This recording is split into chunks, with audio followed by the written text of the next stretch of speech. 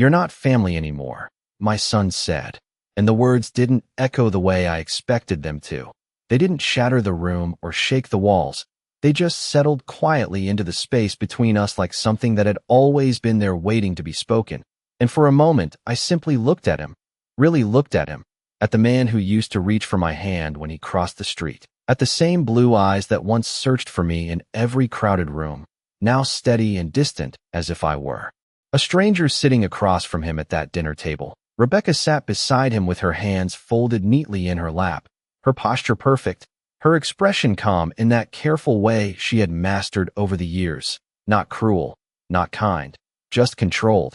And the overhead light cast a soft glow across the polished wood of the table I had set earlier that evening. The same table where birthdays had been celebrated and holidays had been stretched late into the night, now holding 3 plates and a silence that felt heavier than anything I had ever carried in my 71 years. I noticed small things the way you do when something inside you goes still, the way Daniel's fingers tapped once against his glass before stopping, the way Rebecca avoided looking at me directly, choosing instead to adjust her napkin, and I realized then that this wasn't sudden. This moment had been building quietly, carefully, in conversations I wasn't part of and decisions that had already been made long. Before I took my seat at that table, I felt no urge to argue, no sharp rise of anger, just a slow, steady understanding settling into place, like watching a picture come into focus that you hadn't realized was blurry. "I see," I said, my voice even, almost gentle, and I surprised myself with how natural it sounded, as if I were commenting on the weather rather than the unraveling of everything I had once believed to be unbreakable. Daniel nodded once, relieved perhaps that I hadn't made a scene, that I had accepted the sentence he had handed down so neatly. And Rebecca finally glanced at me, just for a second, her eyes searching for something. Weakness, maybe, or protest. But finding neither, I pushed my chair back slowly, the legs making a soft sound against the hardwood floor, and stood up with the same care I used when setting the table, deliberate, measured. I smoothed my hands over the fabric of my sweater, an old habit, and for a brief moment I let my gaze rest on the room, the framed photographs along the wall, the familiar corners, the quiet evidence of a life built over decades. And then I turned and walked down the hallway toward my bedroom, each step steady, unhurried, as if I had all the time in the world. The door closed behind me with a soft click, and I stood there for a moment in the dim light, listening to the faint murmur of their voices returning in the kitchen, already moving on, already continuing without me. And something inside me didn't break, not the way people imagine it would. It shifted, quietly, like a lock turning into place. I walked to the dresser and opened the top drawer, my fingers brushing against the neatly folded papers I had placed there just 2 nights ago, documents I had taken out. After noticing small things that no one else thought I would notice, changes in tone, in timing, in the way certain questions were asked and others avoided, I hadn't understood everything then, but I had understood enough to prepare, and now, standing there in the quiet of my room, I realized that what Daniel had said wasn't the beginning of something. It was the confirmation of what I had already begun to see. I closed the drawer gently, my reflection catching in the mirror above it, a woman, with silver hair and steady eyes looking back at me, not lost, not defeated, just aware. And for the first time that evening, I allowed myself a small, almost imperceptible smile, because if I was no longer family, then I was no longer bound by the roles they had quietly assigned me. And that, I understood now, was not a loss, but a beginning they would never see coming. The house felt different the moment I sat down on the edge of my bed, not because anything had changed in the walls or the furniture, but because something inside me had finally stopped pretending that it still belonged. The faint hum of the refrigerator down the hall carried through the silence, along with the low murmur of Daniel and Rebecca's voices, steady and casual, as if nothing of consequence had just been said, as if a line had not been drawn across the very center of my life.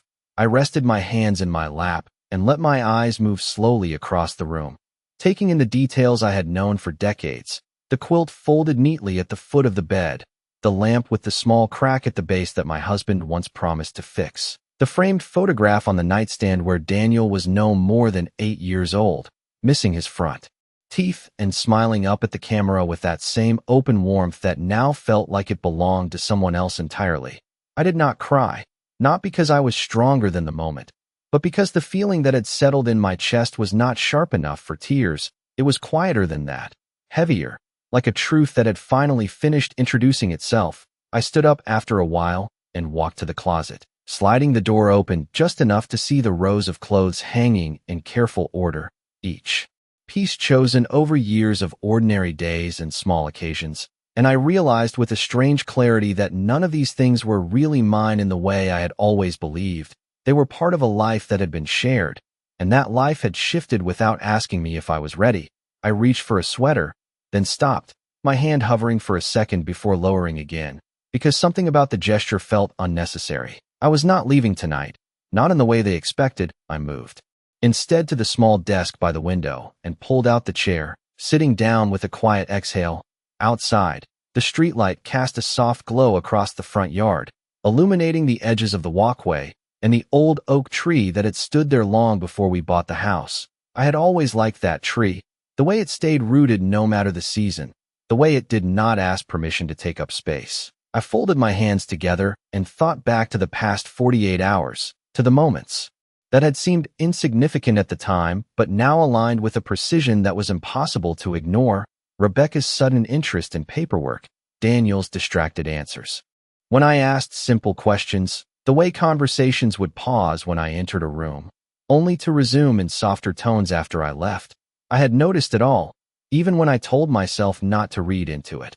And 2 nights ago, when the house had been quiet and the clock in the hallway marked each passing second with a steady tick, I had opened the drawer and taken out the documents that my husband had organized years ago, papers that I had not touched since the day we filed them away together. I remembered how my hands had moved carefully then, not out of fear, but out of respect for something I had not yet understood the importance of. And as I sat there now, I reached down and opened the same drawer beneath the desk, pulling out a thin folder that rested exactly where I had placed it.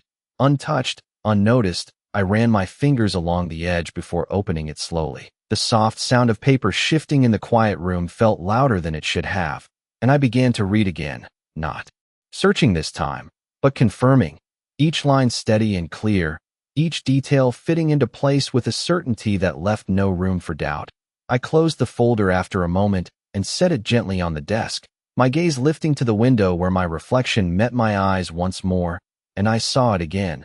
That same calm expression, not empty, not broken, just resolved. I leaned back slightly in the chair and listened as the voices in the kitchen faded into the background, no longer something I needed to follow or understand, because whatever they believed they had decided for me, whatever plans they had made in rooms where I was not invited, they had overlooked one simple truth. I had been paying attention long before they realized I was watching, and now, sitting there in the quiet of my room, I understood that the night was not about what I had lost, but about what I had already begun to take back.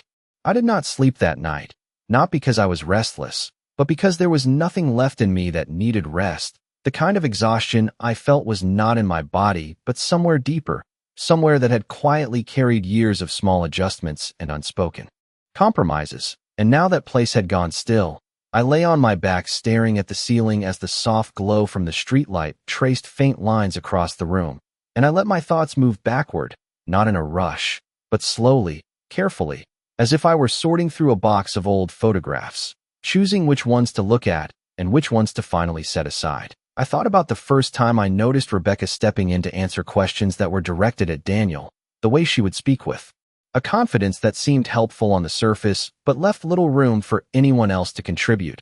I remembered how Daniel would glance at her before responding, as if checking for approval without realizing he was doing it. At the time, I told myself it was just the rhythm of a marriage, that every couple found their own way of communicating. But now those moments lined up differently in my mind, forming a pattern that was too consistent to ignore. I turned my head slightly toward the nightstand and looked at the photograph again, the one with Daniel as a boy, and I tried to trace the exact point where that child had begun to disappear from our conversations. But there was no single moment, no clear break, just a gradual shift, like a tide pulling away from the shore so slowly you do not notice the distance until the water is already gone. I sat up after a while and swung my feet to the floor, the hardwood cool beneath my soles, grounding in a way that felt unexpectedly steady. I walked to the window and stood there, looking out at the quiet street. The same houses lined up in familiar order, each one holding its own version of a story that no one else could fully see. And I wondered how many of them had experienced this same quiet transition, this same redefinition of belonging that happened not with a single event, but with a series of small decisions made in rooms just out of reach. I folded my arms loosely and let out a slow breath, then turned back toward the desk, the folder still resting where I had placed it, waiting without urgency, without pressure. I crossed the room and sat down again, opening it once more, this time not just reading, but remembering the conversation that had accompanied these pages. My husband sitting across from me at this very desk years ago, explaining in his calm, steady voice why everything needed to be documented clearly, why assumptions were not enough when it came to protecting what we had built together. I had listened then with half my attention, trusting him in the way you trust someone who has never given you a reason not to. And now I understood that what he had been offering was not just security, but foresight, a way to see beyond moments exactly like this one. I ran my finger along a line of text and felt a quiet certainty settle into place, not the kind that demanded immediate action, but the kind that waited patiently, knowing its time would come. I closed the folder again and leaned back in the chair, my gaze lifting toward the door, beyond it the hallway, beyond it the rest of the house that had already begun to move on without me. And I realized something simple and undeniable. They believed they had reached a conclusion.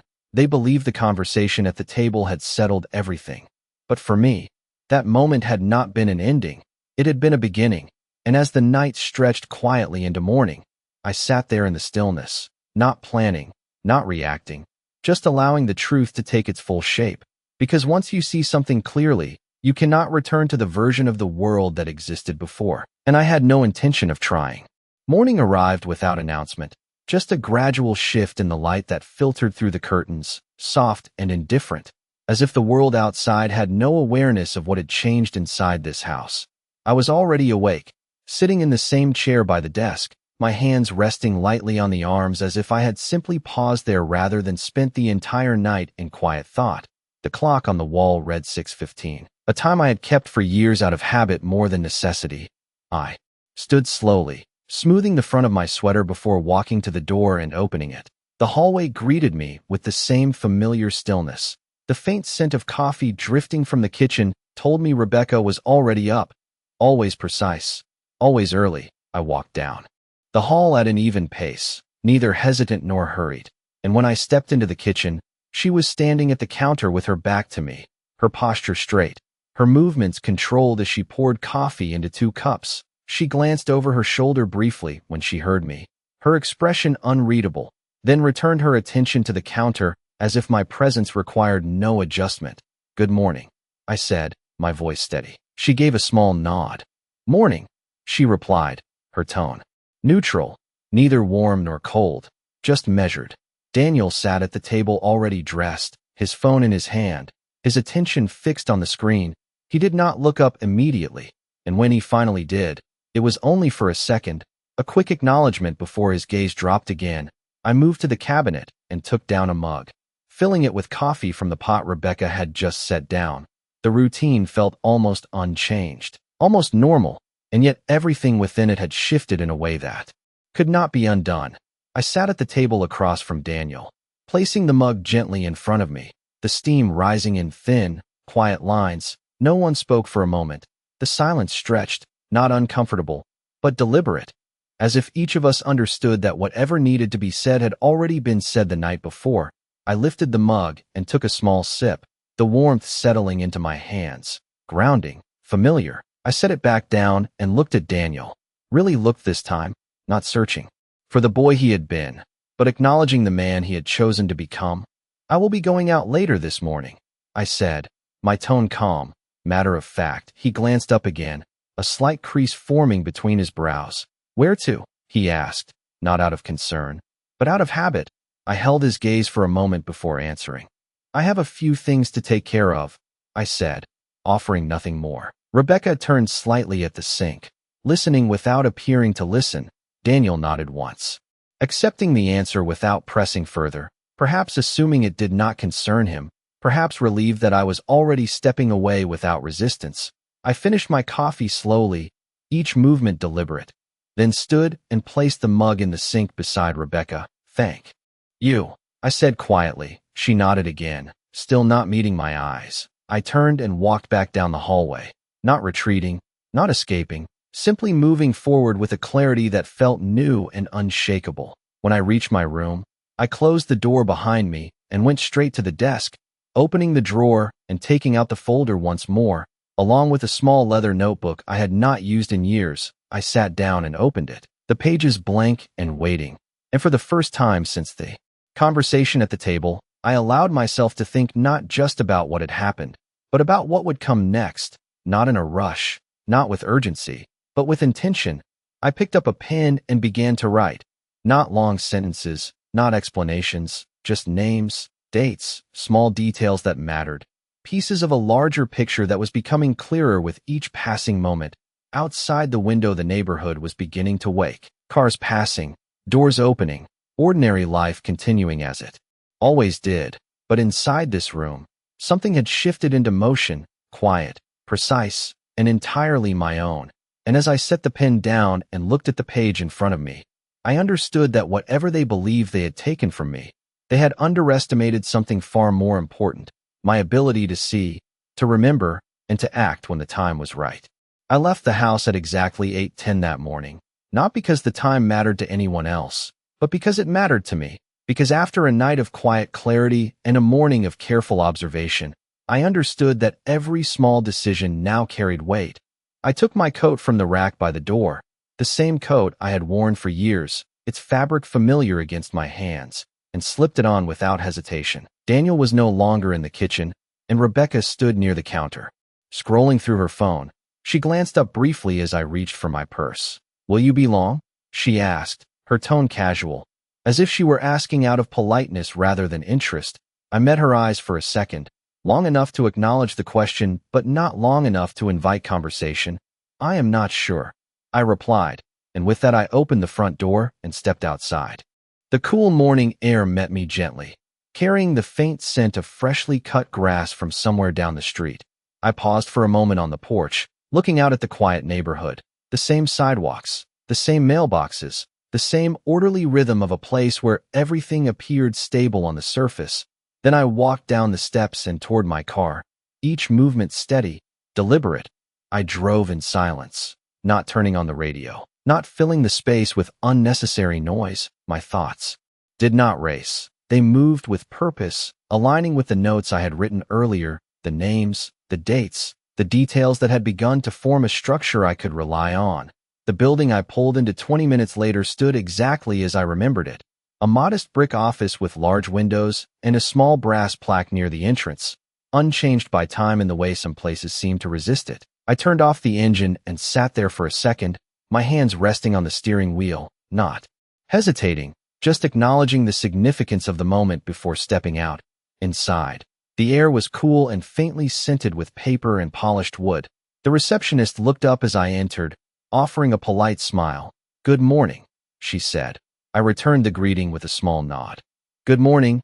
I would like to see Mr. Henderson if he is available," I said, my voice calm. "Certain." She glanced at her screen, then back at me. "Do you have an appointment?" she asked. I shook my head. Gently. "No, but I believe he will want to see me," I said. There was a brief pause, not of doubt, but of consideration. Then she picked up the phone and spoke quietly. After a moment she nodded and set it down. "He can see you now," she said, gesturing toward the hallway.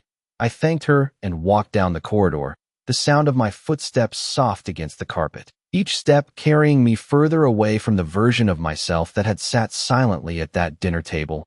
Mr. Henderson's office door was slightly open, and when I reached it, he stood up from behind his desk, his expression shifting from polite professionalism to something more attentive the moment he recognized me. "Mrs. Collins," he said. "It has been a while." I inclined my head. Slightly. "Yes, it has," I replied, stepping inside. The room was just as I remembered, organized, quiet, a place where details mattered and words carried weight. He gestured for me to sit, and I did, placing my purse carefully on my lap before opening it and taking out the folder. I set it on the desk between us without rush, without explanation, and looked at him. I believe it is time we review these documents, I said, my voice steady, not urgent, not emotional, just certain. He glanced down at the folder, then back at me, and in that brief exchange, something unspoken passed between us, an understanding that this was not a casual visit, not a routine question, but the beginning of something that had been waiting quietly for the right moment to unfold. And as he reached for the folder and opened it, I felt no doubt, no hesitation, only the calm awareness that while they had been making plans in my absence, I had been preparing in ways they had never considered. Mr. Henderson did not speak immediately after opening the folder, and I did not expect him to. He had always been a man who understood the value of silence, the kind that allowed information to settle before conclusions were drawn. I watched as his eyes moved across the pages, steady and precise, his expression unchanged but focused in a way that told me he was already beginning to see what I had come to understand. I rested my hands lightly in my lap and let the quiet fill the room. There was no need to rush, no need to explain what was already written clearly in front of him. After a moment, he looked up at me, his gaze thoughtful, measured. "These documents have not been altered," he said, more as a confirmation than a question. I inclined my head slightly. "No, they have not," I replied, my voice calm. He leaned back in his chair, one hand resting against the edge of the desk as he considered what lay between us. "And you believe there has been an attempt to bypass these terms?" he continued. I held his gaze, not with urgency, but with certainty. "I believe there has been an assumption," I said, choosing my words carefully. "An assumption that I would not review them, that I would not understand them, and that I would not act." He nodded slowly, the corner of his mouth tightening just slightly, not in disapproval, but in recognition. "That is often how these situations unfold," he said, his tone even, professional, but carrying a weight that came from experience rather than theory. He reached for a pen and made a small notation on the page before him, the sound of it against the paper sharp in the quiet room.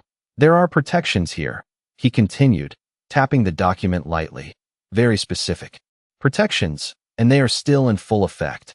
I allowed myself a small pause, not out of hesitation, but to let the words settle into their full meaning. "That is what I believed," I said. He looked at me again, more directly this time, as if reassessing not the situation, but me. "And what would you like to do next, Mrs. Collins?" he asked, the question simple, but carrying with it a range of possible answers. I considered it for a moment, not because I did not know, but because I wanted to be precise. "I would like everything reviewed, thoroughly," I said. "Every account, every transfer, every document that has been handled in the past year." He nodded once, already understanding the scope of what I was asking. "That can be arranged," he said. "And if anything has been done improperly, it will be addressed accordingly." I folded my hands together, the movement small, controlled. "I am not interested in conflict," I said, my tone steady. "I am interested in clarity." He held my gaze for a moment longer, then gave a slight nod of agreement. "Clarity is often more effective," he replied. He gathered the papers neatly, aligning them with care before closing the folder. "I will begin immediately," he added. "You will hear from me within a few days."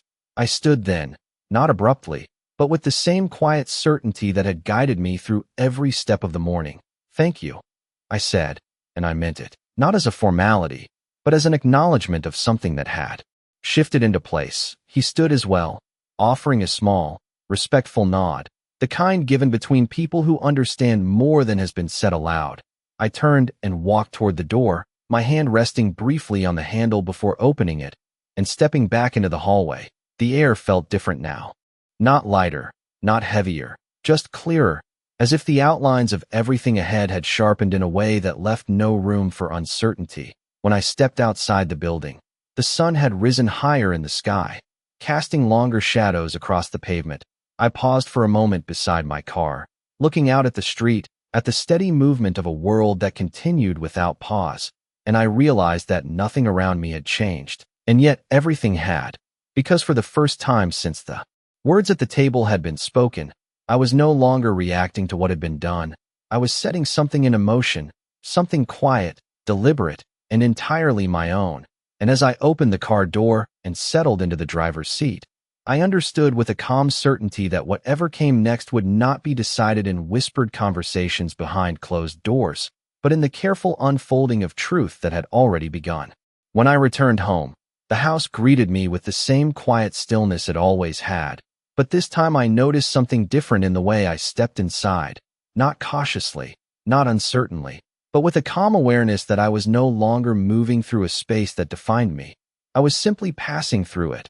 Rebecca was in the living room when I entered, seated neatly on the couch with her laptop open, her posture straight, her attention focused. She glanced up as I closed the door behind me, her eyes lingering on me for just a moment longer than usual, as if measuring something she could not quite name.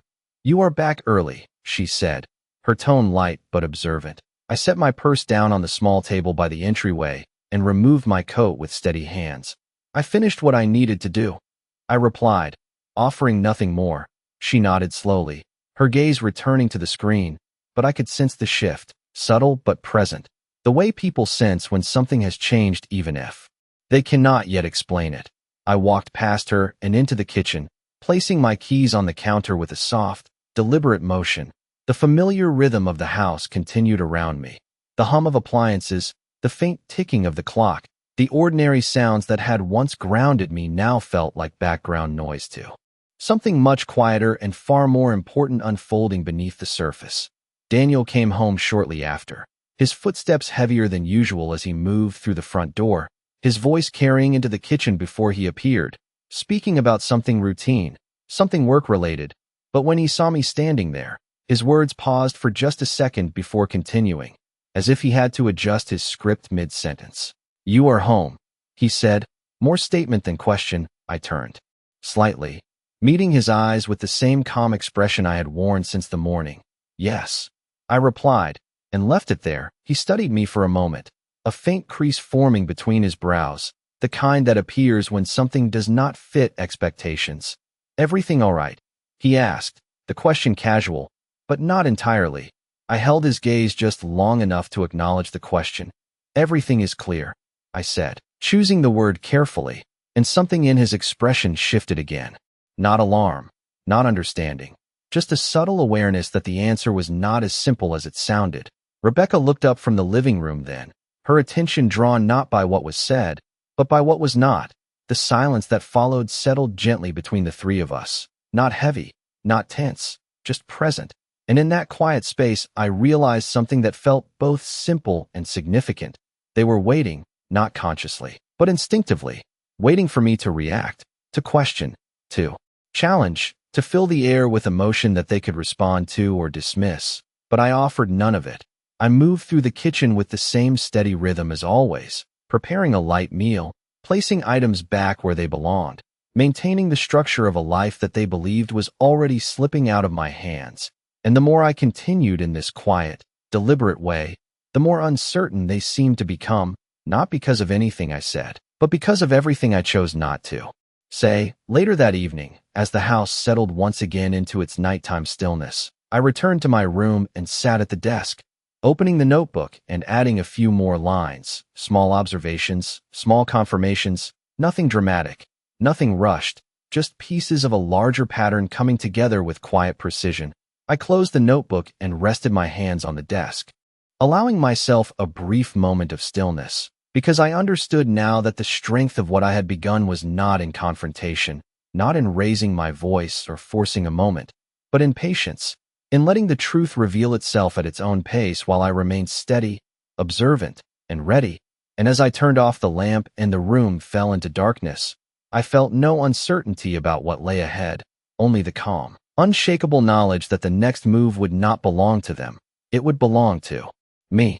The call came 2 days later, just after 10 in the morning, while I was sitting at the desk with the notebook open in front of me, the sunlight falling across the page in quiet lines that shifted slightly with the movement of the trees outside.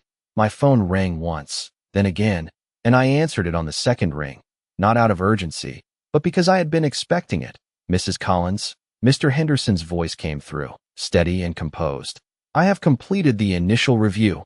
I leaned back, slightly in the chair, my hand resting lightly against the edge of the desk. "And?"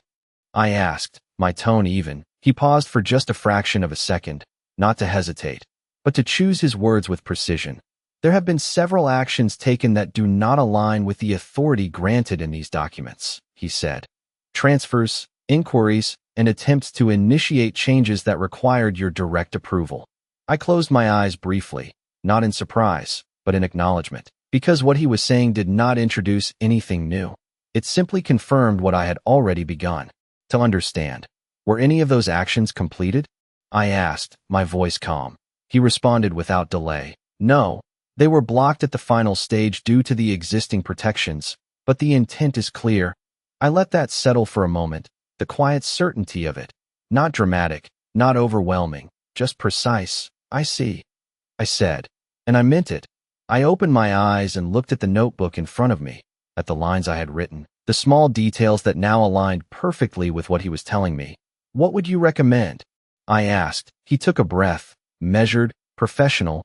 We can proceed in one of two ways, he said. We can formally address the situation now, which would bring everything into the open immediately, or we can continue to monitor and document, allowing a more comprehensive picture to develop before taking action. I considered this carefully, not because the choice was difficult, but because timing, I had learned, was often more important than action itself. Continue monitoring, I said, my tone steady. For now. There was a brief silence on the line, then a quiet acknowledgement. Very well, he replied. I will ensure that all activity is tracked and that no unauthorized changes can be completed. I nodded, though he could not see it. Thank you, I said, and after a few final words, the call ended. I set the phone down gently and remained still for a moment, listening to the quiet of the room, the distant sound of a car passing outside, the soft ticking of the clock, everything continuing as it always did. And yet everything now held a different weight. I reached for the pen and added a few more lines to the notebook, not rushing, not overthinking, just recording what had been confirmed, what had been attempted, what had been prevented, each word placed carefully, deliberately, as part of something that was no longer uncertain. When I closed the notebook, I did not feel relief or anger or even satisfaction. I felt clarity, the kind that does not demand reaction, but guides it. Later that afternoon, when Daniel returned home and moved through the house with his usual rhythm, I observed the small details again. The way he checked his phone more frequently, the way his conversations with Rebecca carried a quieter tone, more contained, more cautious, and I understood that something had shifted on their side as well, not because they knew exactly what had happened, but because they could feel that something no longer aligned with their expectations. And still, I said nothing. I did not question, I did not confront. I continued as I had, calm, steady, present, allowing them to move within the space they believed they controlled, while I remained just outside of it. And that evening, as I sat once more at the desk and looked out at the fading light, I realized that the moment they had been preparing for, the one they thought would unfold on their terms, had already passed without them noticing, because while they were waiting for me to respond, I had already begun to act in a way they could not see, and that, I understood now, was where the real shift had taken place. The morning it ended did not feel different from any other morning, and that was what made it so clear to me that everything had already changed long before that day arrived. I woke at the same time, moved through the same quiet routine, and stepped into the kitchen where the light fell across the counter in soft, familiar patterns. Rebecca was there as usual, her posture composed, her movements precise. Daniel sat at the table with his phone in his hand, the same image I had seen so many times before, and yet this time I did not see a routine. I saw a conclusion that had already been written without my consent. I poured myself a cup of coffee and sat down, not across from Daniel, but at the head of the table, a small shift, almost insignificant, but enough to draw his attention. He looked up, his expression tightening slightly. "Mom," he began, as if preparing to revisit a conversation he believed was unfinished, but I raised my hand gently, not to silence him, but to redirect the moment. "I have already spoken with Mr. Henderson," I said, my voice calm, steady, the words landing without force but with undeniable weight. Daniel's eyes flickered, confusion first, then something else, something closer to concern. Rebecca turned slightly at the counter, her body still, her attention fully on me now. There have been several attempts to make decisions that were not yours to make. I continued, not raising my voice, not accusing, simply stating what was already known. The silence that followed was not empty. It was full, filled with everything they had not expected me to say. Daniel set his phone down slowly, his movements more careful now, more aware. "I do not understand what you mean," he said, but the hesitation in his voice told me that part of him already did. I met his gaze without tension, without anger. "You do," I replied, and left it there. Because explanation was no longer necessary, Rebecca stepped closer then, her expression controlled but no longer neutral.